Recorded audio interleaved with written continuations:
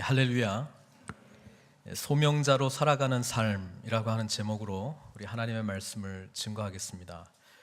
지난주 제목이랑 조금 비슷한 것 같기는 한데요. 지난주에는 증인으로 살아가는 삶 그랬습니다. 그래서 성령께서 역사하시면 증인으로 살아가는 삶이다, 그렇게 말씀드렸습니다. 오늘은 소명자로 살아가는 삶이라고 하는 내용을 살펴보게 될 텐데요.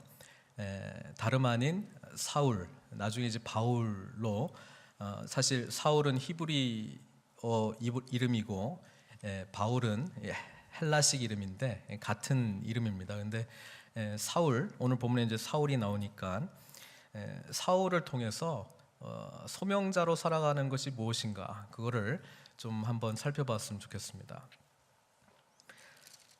제 성경에는 이제 소 제목들이 나와 있는데 혹시 뭐 성경책 있으시면 한번 소 제목에 뭐라고 되어 있는가 한번 보셨으면 좋겠습니다.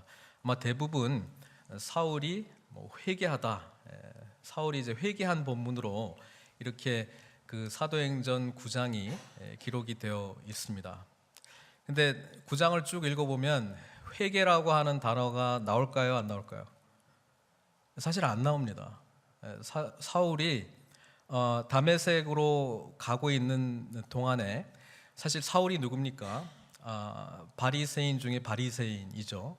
또 가말리엘 문화에서 수제자, 그러니까 아주 율법에 대해서는 정통했던 사람입니다. 그리고 또 사울, 이름도 그 사울 왕, 다윗 그 이전에 그 사울 왕, 베냐민 지파 사람이었습니다. 그래서 베냐민 지파에서 가장 많이 썼던 이름 중에 사울 왕처럼 위대한 사람이 되라, 그런 마음으로 이제 부모님들이 그런 이름 지어주지 않겠어요. 그래서 이 사울은 바리새인의 믿음, 그리고 성전을 향해서 이 예수 따르는 이단파가 자신들의 그 기득권과 종교적인 그런 정체성을 공격하는 것에 대해서 참을 수 없는 그런 분을 일으켰던 사람입니다. 그래서 사도행전을 쭉 읽어보시면 7장에 스데반이라고 하는 집사가 순교하게 될 때 많은 사람들이 그때 이제 성전을 모독한다거나 율법을 이제 모독하게 되면 율법에는 이제 돌로 쳐 죽이라, 그렇게 돼 있거든요.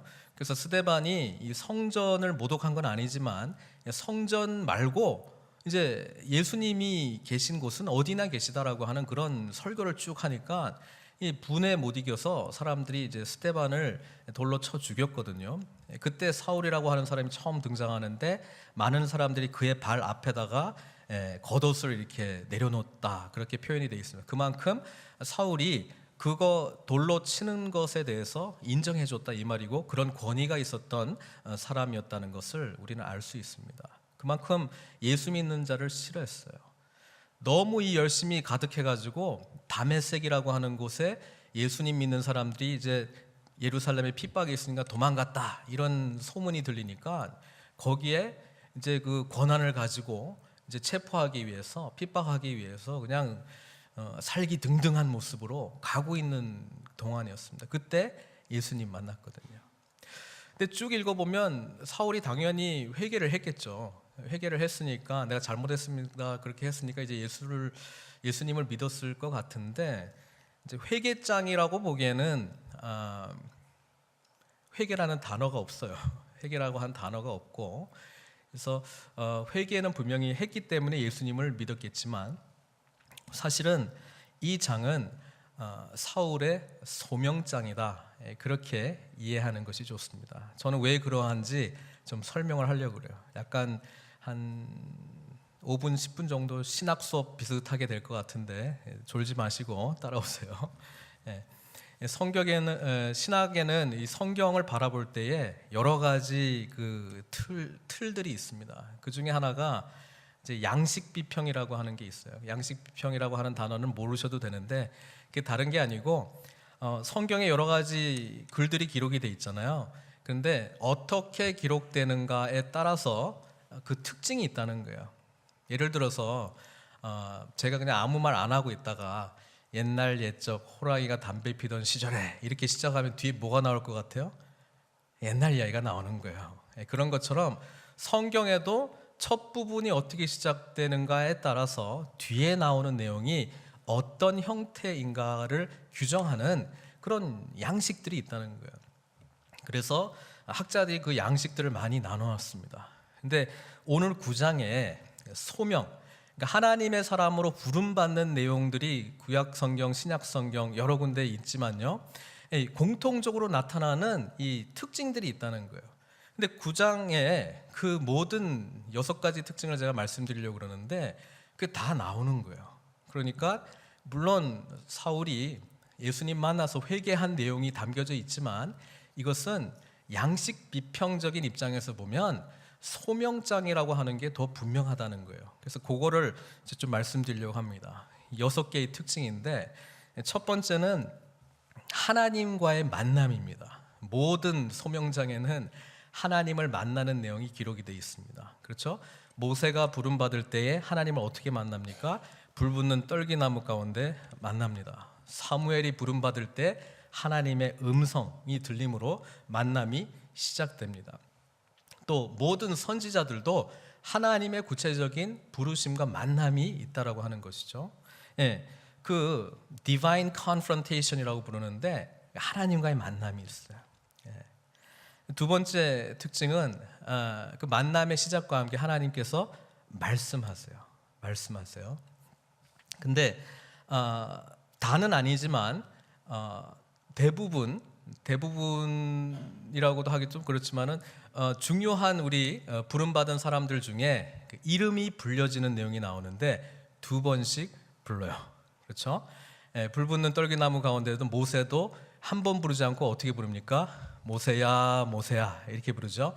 사무엘도 우리 하나님 부르실 때 사무엘아 사무엘아 이렇게 부릅니다. 근데 오늘 사울을 부를 때도 어떻게 부릅니까? 사울아 사울아 이렇게 부른다는 거야. 그래서 성경 전체에 2번 이름을 부르는 게 15번 정도 나오는데 그 중에 소명자 하나님의 사역자로 부름받는 사람들 중에 대표적인 게 이제 사무엘하고 모세 이런 사람들은 이름이 2번씩 불림을 받습니다. 근데 오늘 사울이 이게 하나님 앞에 부름받을 때에도 이 2번 불리는 내용이 의도적으로 기록이 됐다는 거예요. 세 번째 특징은요, 그 소명장 안에는 반드시 뭐가 있어야 되냐면 하나님이 이 부름받은 사람으로 하여금 뭘 하기를 원하시는지 사명 내용이 나오게 되어 있습니다. 그렇죠? 모세는 사명이 뭐였어요? 고통받고 있는 내 백성을 출애굽시키는 거였습니다. 그렇죠? 사무엘에게는 하나님의 말씀을 듣지 않은 그 사무엘 말 자체가 듣다 하나님의 음성을 듣다. 사무엘 이름이 그런 뜻이거든요. 그러니까 백성들이 지금 사사시대를 살아가고 있는데 하나님을 알지 못하는 거예요. 사무엘을 통해서 이제 하나님의 이상, 하나님의 말씀이 전해지는 그거죠. 그리고 다른 하나님의 위대한 사람들도 마찬가지로 구체적인 사명이 있었다는 거예요. 사명 내용이 들어가 있고, 그리고 또 그 소명장에 공통적으로 나타나는 네 번째 특징은 뭐냐면 모두 부름받은 사람들이 하나같이 어떻게 반응한다고요? 거부해요. 나는 못합니다. 모세는 보면은요, 그게 여러 장에 걸쳐서 나옵니다. 못하는 이유가 여러 장에 걸쳐서 나옵니다. 나는 말도 못하고 둔하고 힘도 없고 능력도 없고 계속 말하죠. 그런 게 이제 나와 있고, 또 이사야 선지자가 하나님 앞에서 부름을 받을 때에 이 놀라운 환상 중에 하나님을 만나거든요. 6장에 보면은 6장 5절에 이사야의 반응이 나옵니다. 뭐라고 이야기하냐면 그때 내가 말하되 화로다 나여 망하게 되었도다. 나는 입술이 부정한 사람이요 나는 입술이 부정한 백성 중에 거주하면서 만군의 여호와이신 왕을 배웠음이로다. 무슨 말이냐면 자기는 죄악 가운데 있는 사람이니까 감히 하나님이 나를 쓰시겠다 이거 나 거부합니다 그 말이거든요. 예레미야 선지자도 마찬가지입니다. 예레미야 선지자 부름장이 이제 1장에 나오는데 예레미야 1장 6절에 보면 이렇게 이야기합니다. 내가 이르되, 그러니까 하나님께서 말씀하셨거든요. 그러니까 내가 이르되 슬프도소이다 주 여호와여 보소서 나는 아이라 말할 줄을 알지 못하나이다. 특히 예레미야의 이 부름장을 쭉 보면은 모세랑 되게 비슷한 게 너무 많아요. 모세랑 굉장히 비슷한 게 많이 있습니다. 이렇듯 소명자로 부름받은 사람들은 하나같이 첫 번째 반응이, 1차적인 반응이 뭐라고요? 나는 못합니다. 이렇게 반응하는 내용이 꼭 나온다는 거예요. 이게 네 번째 특징이고, 다섯 번째 특징은 거부하는 이 반응에 대해서 하나님이 다시 한번 확신을 주십니다. 위로해 주시고 격려해 주시고 할 수 있다, 이렇게 설득해 나가는 과정이 있습니다. 그리고 여섯 번째, 이제 마지막 특징은 네가 부름을 받았다라고 하는 그 사인이 있습니다.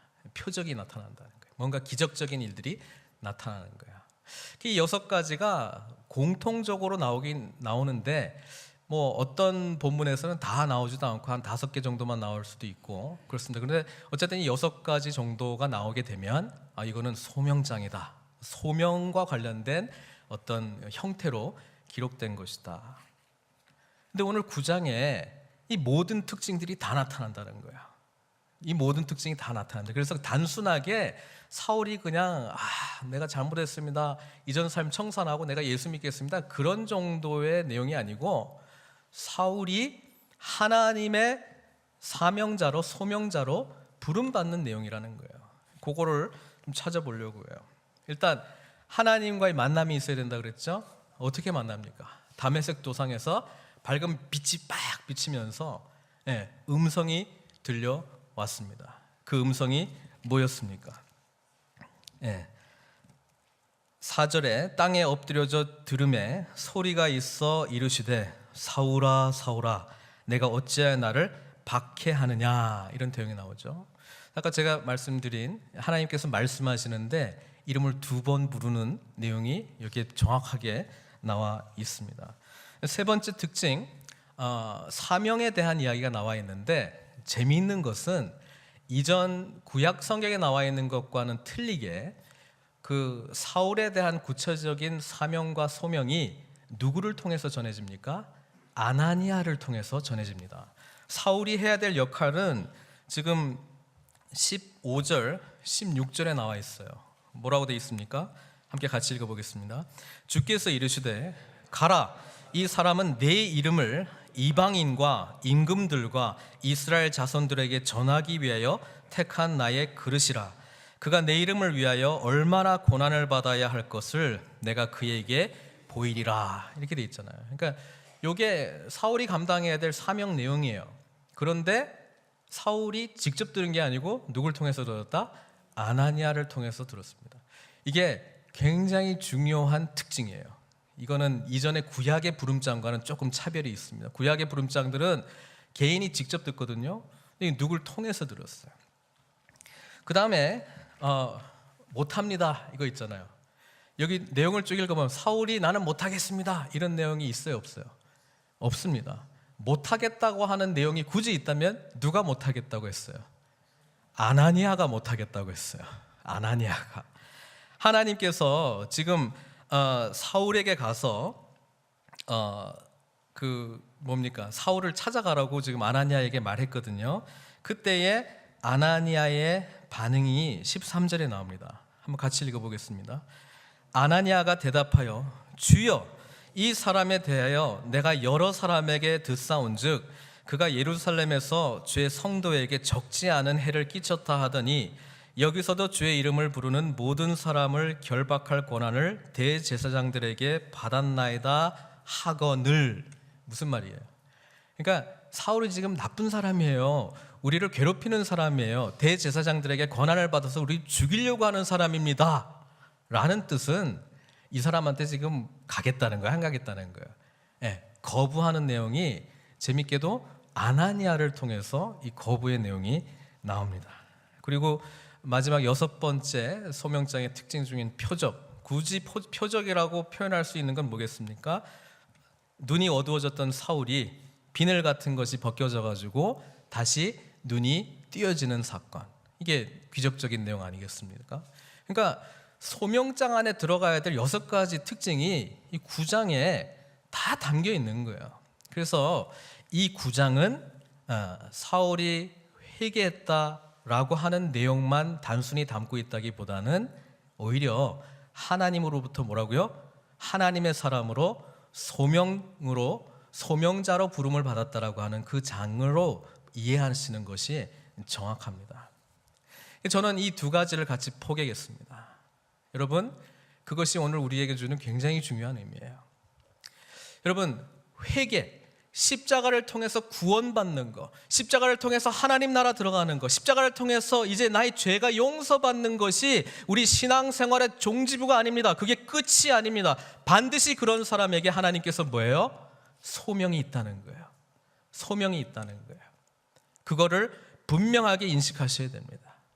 사울 같은 사람, 목사에게, 선교사에게만 주어진 특별한 의미가 아니고요, 회개한 자, 예수를 믿겠다라고 하는 자, 천국의 소망을 안고 이 땅 가운데 살아가는 모든 사람에게는 뭐가 주어진다고요? 소명, 부르심이 주어진다는 거예요. 우리가 구원받은 걸로 우리 인생을 끝내라고 하나님 말씀해 주신 게 아니고, 우리는 소명자로서의 삶을 향해서 나아가야 된다는 거예요. 그래서 이 6가지를 생각하면서 저와 여러분들의 삶 가운데 과연 이 내용들이 있는지 우리는 심각하게 고민해야 됩니다. 첫 번째, 하나님과 우리의 만남이 있습니까? 여러분, 하나님과 우리의 만남이 있습니까? 하나님께서 찾아오셔서 우리를 만나주신 사건이 있습니까? 아멘 하셨기 때문에 이 자리에 오신 거 아니에요? 근데 만약에 그렇게 하지도 않고 이 자리에 오신 분들을 축복합니다. 그런 만남이 있기를 소망합니다. 여러분, 하나님 만나야 돼요. 예수님 만나야 돼요. 어떻게 만나야 되냐면 나의 이름을 부르시는 그 주님으로 만나야 돼요. 우리 선한 목자 되신 우리 주님은 우리도 주님의 음성을 듣고 주님도 우리의 음성을 알아요. 우리를 알아요. 우리를 아시는 분이에요. 그 말은 무엇입니까? 그냥 지적인 알무로 경험하는 것이 아니라 아주 친밀한 인격적인 만남 가운데 나를 구체적으로 부르시는, 나의 이름을 부르시는 그 주님을 만나야 된다는 것이죠. 찬양 중에 내 이름 아시죠? 예? 그거 실제로 경험하셔야 됩니다. 예? 우리를 부르시는 주님을 깊이 인격적으로 만나셔야 됩니다. 세 번째가 뭡니까? 사명을 찾아야 돼요. 사명을 찾아야 돼요. 구원받은 자에게 하나님께서 소명자로 같이 부르셨다는 것을 인식하실 때 저와 여러분 모두에게 우리만 감당해야 될 구체적인 사명과 소명이 있다는 것을 여러분 기억하셔야 돼요. 사울은 그것을 알았습니다. 그리고 자신의 모든 삶을 거기에 초점 맞춰서 살았다는 거예요. 지금 우리들은 어떠한 소명, 어떠한 사명을 가지고 이 자리에 지금 앉아 계십니까? 그거 모르신다면 발견하셔야 돼요. 어찌 보면 지금 사울이 겪고 있는 이 침묵의 3일, 자신의 전 인생과 삶과 경험과 생각을 뒤엎을 만한 이 침묵, 너무나 괴로운 3일이었어요. 내가 살아왔던 게 뭔가? 내가 믿어왔던 게 뭔가? 내가 모든 에너지를 쏟아왔던 이 삶은 무엇인가? 그거에 대해서 아주 눈도 보이지 않고 정말 자기 중심적으로 살아왔는데 이제는 남을 의지할 수밖에 없고 뭐 어디 갈 때도 남 의지할 수밖에 없는 그런 인생, 그리고 앞은 보이지도 않고 답답하고 두렵고 절망적이고 이런 경험을 해야 될지도 몰라요. 그러나 사울은 그 기간 동안에 기도하고 있었습니다. 무지했던 자기의 신앙 다시 되돌아보며 하나님 나에게 지금 뭐라고 말씀하십니까? 그 소명을 찾아 나갔다는 거예요. 제가 말씀드렸지만 이 소명이 사울에게 직접 주어지지 않고 누구를 통해서 주어졌다고요? 아나냐. 이게 중요한 거예요. 왜 하나님께서 다메섹에서 눈도 어둡게 만드시고 난 다음에 사울 또 찾아가셔서 이렇게 말할 수도 있잖아요. 가라. 너는 내 이름을 이방인과 임금들과 이스라엘 자손들에게 전하기 위하여 택한 나의 그릇이다. 네가 내 이름을 위하여 얼마나 고난을 받아야 할 것을 내가 너에게 보일 것이다. 이렇게 직접 말씀하시면 되지. 굳이 왜 가기 싫다는 아나니아 같은 사람한테 이렇게 하나님께서 또 나타나셔가지고 계시해 주시고 보내시냐 이 말이에요. 여기에 교회의 비밀이 있습니다. 신앙생활 절대로 혼자 하도록 하나님께서 만드시지 않았어요. 공동체 가운데 역사하신 하나님, 우리는 서로 이렇게 유기적으로 연결되어 있다는 사실을 알고 계십니까? 우리의 소명을 발견하기 위해서 아나니아 같은 사람이 주변에 있고 그 사람을 만나야 되는 거 여러분 알고 계십니까? 우리 이렇게 연결되어 있다는 거예요. 하나님께서 믿음의 역사, 믿음의 공동체, 예수 공동체인 아나니아라고 하는 제자, 이 제자가 예수님의 교회를 대표하는 거예요. 근데 그 예수님의 교회에 사울이 포함되기를 원하셨던 거예요. 하나님께서 직접 1대1로 만나셔가지고 따로 교회 세우신 게 아니고 이미 세워져 가는 그 교회의 일원으로 포함시켜주고 있다는 사실을 알고 계십니까? 그래서 교회가 중요한 거예요. 우리 서로 옆에 있는 성도들이 중요한 거예요. 우리 서로 연결되어 있는 이 사실이 중요한 거예요. 그래서 성도 간의 교제가 얼마나 중요한지 모릅니다. 왜? 하나님의 뜻이 우리 교제 가운데에 말씀해 주실 수 있기 때문에 그렇습니다. 또 하나님께서 그렇게 하시기를 원하세요. 여러분, 신앙생활을 교회, 공동체와 별개로 생각하고 계시다면 그것은 성경적이지 않습니다. 처음부터 사울을 부르시는 과정 가운데서도 아나니아를 반드시 통해서 하나님의 말씀이 전달되게 하셨고, 아나니아 이후에 바나바 이후에 사도들, 또 예루살렘 교회가 사울을 받아들이는, 형제로 받아들이는 이 모든 과정을 거쳐가게 하십니다.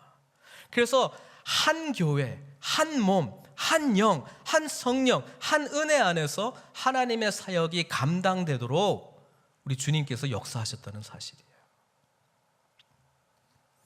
거부도, 그렇죠? 네 번째 특징이었던 하나님의 말씀에 대한 거부 행사를 아나니아가 했어요. 이것도 얼마나 중요한지 몰라요. 한 개인, 내가 아니고 다른 사람에게 역사하실 하나님의 역사가 내가 거부했기 때문에 하나님의 역사가 이루어지지 않는 이 아픔이 교회 공동체 가운데 있는 거예요. 내 한 사람이 바로 서지 못하기 때문에 내 형제 자매가 서가지 못하도록 내가 방해물이 될 수 있습니다. 장애물이 될 수 있습니다. 만약에 아나니아가 생각해가지고 이 사울이라고 하는 사람은 우리를 위협하는 사람이요, 공격적인 사람이요, 우리하고 절대로 어울릴 수 없는 사람이라고 단정해버리고 찾아가지 않았다면 사울은 없습니다. 이방인 선교는 없습니다. 복음이 우리까지 전달되지 않았을지도 모르겠습니다. 왜? 하나님 바로 이런 사람을 통해서 나의 택한 그릇이라고 말씀하시면서 바로 이 사울을 통해서 하나님의 비전을, 하나님의 나라를 세워가시겠다고 말씀하셨는데 우리에게 거부권이 있다는 거예요. 여러분, 이 생각 하셨습니까? 저는 이 생각하면 무섭습니다. 혹시 내가 가로막았던 하나님의 사람들이 있지 않는가? 하나님이 나를 통해서 아나니아처럼 그 사람에게 찾아가서 하나님의 뜻을 전하라고 했는데 저런 사람들은 이런 말 해봐도 소용이 없어요, 가능성이 없어요, 변화되지 않아요. 그렇게 내가 거부권 행사해가지고 이 영혼이 바로 서지 못해서 하나님 나라에 손해가 되었다면 내가 얼마나 하나님 앞에 범죄하는 사실입니까? 부르심은 함께 부름받는 거예요. 신약시대 예수 공동체 안에서는 혼자 부름받고 혼자 신앙생활 잘하고 이런 거 없어요. 같이 가는 거예요. 여러분, 주변에 연약한 사람들이 보인다면 그분들을 위해서 간절히 기도해야 됩니다. 그분들의 연약한 만큼 나도 같이 연약해질 거기 때문에 그렇습니다. 우리 교회뿐만 아니라 온 세상의 교회가 지탄받고 있습니다. 우린 거기에 대해서 애통하면 절규해야 됩니다. 왜? 같이 우리는 무너져간 연약한 교회의 모습으로 전락할 수밖에 없기 때문에 그렇습니다. 아나니아, 사울이라고 하는 사람에 대해서 제가 들었습니다. 주여, 이 사람에 대해 내가 여러 사람에게 들었습니다. 거의 객관화되었습니다. 거의 정설입니다. 주의 성도에게 적지 않은 해를 끼치는 사람입니다. 아주 같이 상종하면 안 될 사람입니다. 전혀 도움이 안 될 사람입니다.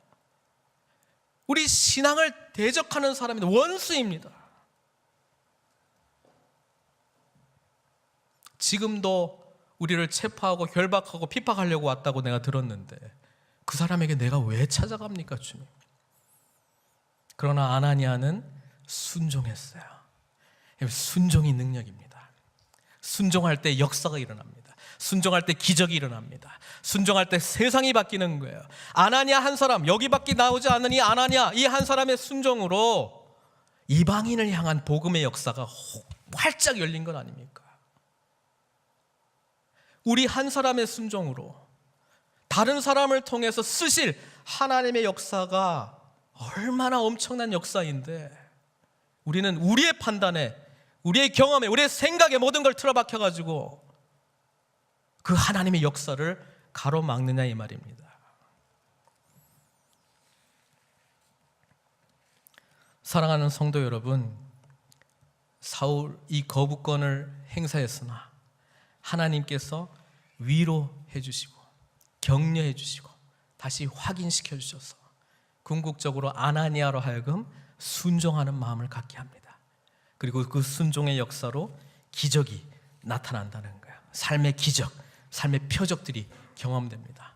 아나니아 그냥 순수하게 예수님을 따랐던 사람이었을 겁니다. 자신에게 표적과 기사 일어나지 않았습니다. 그러나 다른 사람들을 향한 하나님의 뜻에 자기가 순종하고 자기의 생각, 자기의 마음 이런 걸 다 접고 순종하며 나갈 때에, 안수하며 기도할 때에 뭐예요? 사울이 보이지 않던 그 눈이 열리고, 이 사울이 원수였던 자가 이제는 하나님 나라 최전방에 쓴 증인으로 살아가는 그 기회를 열어준 놀라운 일을 한 사람 아닙니까? 보니까 즉시로 20절에 각 회당에서 예수가 하나님의 아들이심을 전파합니다. 똑같은 열심으로, 똑같은 열정으로, 똑같은 하나님을 향한 갈망으로 사울은 하나님이 예정하신 사울다운 모습으로 쓰임받게 되었다는 말씀입니다. 오늘 이 사울의 소명장 앞에 우리는 어떻게 반응해야 됩니까? 우리도 주님을 만나야 됩니다. 우리 음성을 부르시는 주님과 인격적으로 깊이 만나야 됩니다. 우리 이름을 2번 부르시면서 소명을 주시기를 원하시는 하나님을 만나야 됩니다. 소명을 발견해야 됩니다. 나만 할 수 있는 삶의 소명, 나만 만나는 사람들, 나만 할 수 있는 일, 나만 관계를 맺고 있는 이 영역들 가운데 하나님의 나라가 세워져야 되지 않겠습니까? 그 부르심으로 우리가 반응해야 되지 않겠습니까? 하나님께서 부르실 때 우리는 거부하는 마음이 생길 거야. 주님, 저는 못합니다. 난 자격이 없습니다. 걱정하지 마세요. 모든 소명장에는 그 이야기가 있어요. 그러나 또 하나 기대하세요. 하나님께서 우리를 끊임없이 위로해 주실 거라는 거예요. 아나니아 같은 성도들을 통해서 하나님의 터치가 들려지고, 원수였지만 이제는 형제 사울아 품어주는 그 관계 속에 기적이 체험되는 역사가 나타난다는 사실입니다.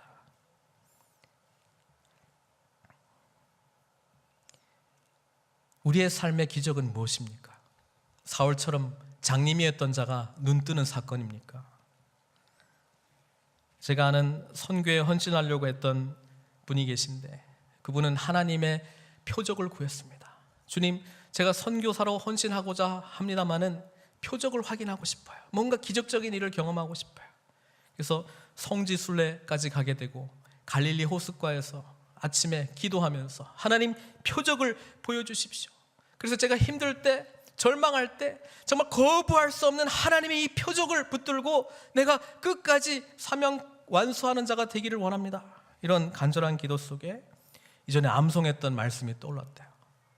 그 암송했던 말씀이 뭐냐면 고린도전서 1장 22절 24절 말씀인데, 유대인은 표적을 구하나 헬라인은 지혜를 찾으나 우리는 십자가에 못 박힌 그리스도를 전하니 유대인에게는 꺼리끼는 것이요 이방인에게는 미련한 것이요 오직 부르심을 받은 자들에게는 유대인이나 헬라인이나 그리스도는 하나님의 능력이요 하나님의 지혜니라.